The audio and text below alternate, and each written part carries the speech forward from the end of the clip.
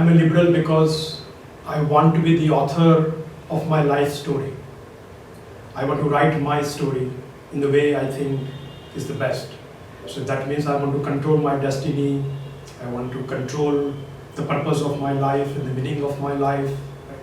So all of that requires one single thing, is that I should be free to make those decisions and those choices.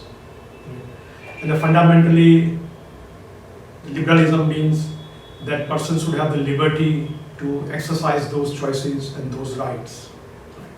So one reason why I'm liberal is because I want to be the author of my own story. There are many philosophies that can guide your life, that can guide the social life, right, or a society as a whole. I feel that other philosophies are not as respectful of the individual dignity and freedom as liberalism is. I think by definition, liberty is the core value of liberal philosophy, right? And the liberty is of the individual who is at the center of the society. And therefore, I think liberalism gives you that opportunity to chart your own course. It does not mean that you have to be opposed to others. It simply means that you have freedom to define your own purpose and meaning in life. I think I would argue that ideas are universal.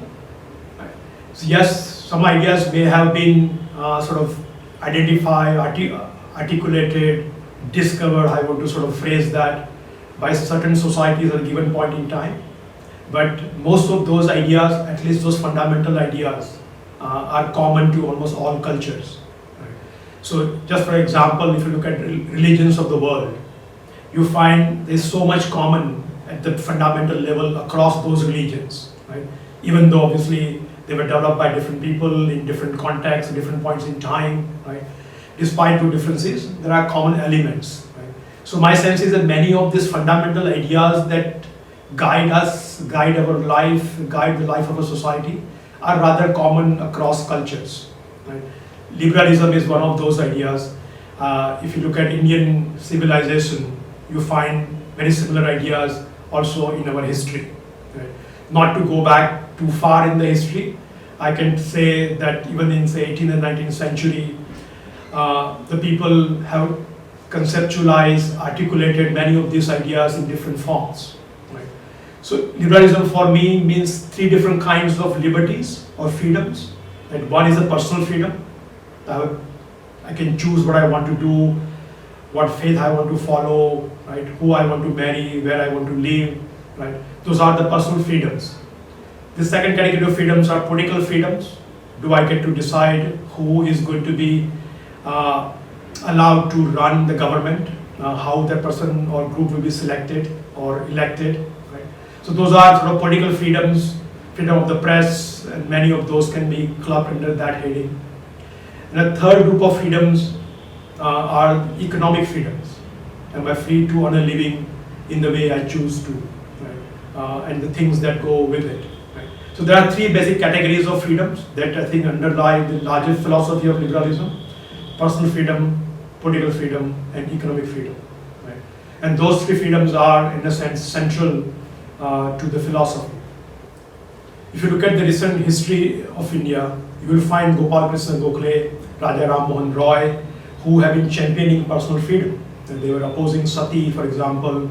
They were for widow remarriage. Right? Those are the issues of personal freedom. And there are many activists who actually fought for those freedoms in the last few hundred years of India's history. Right?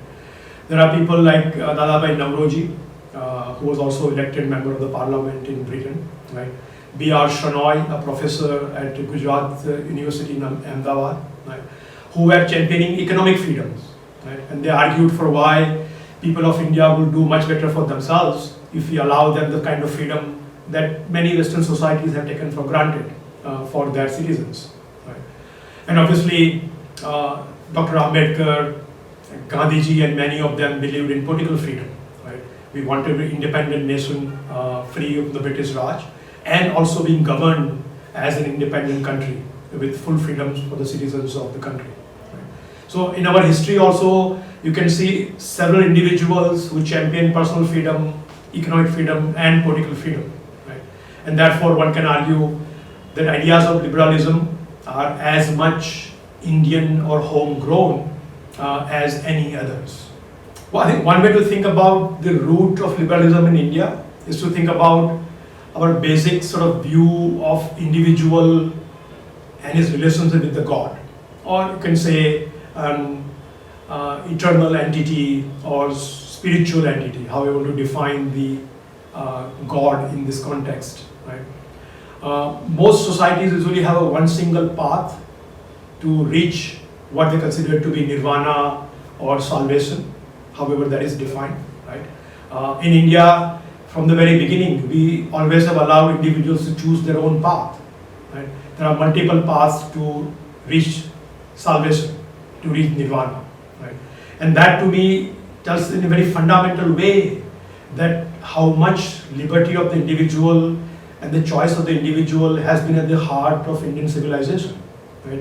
Even in such an important issue of finding your way to God, we allow individuals to make those choices, which path they want to follow to reach their God, right? Not only there is one God, we obviously have crores of millions of gods, right? So diversity that we have allowed in such a fundamental part of our understanding of the universe and our role in the universe tells me that India is fundamentally very liberal.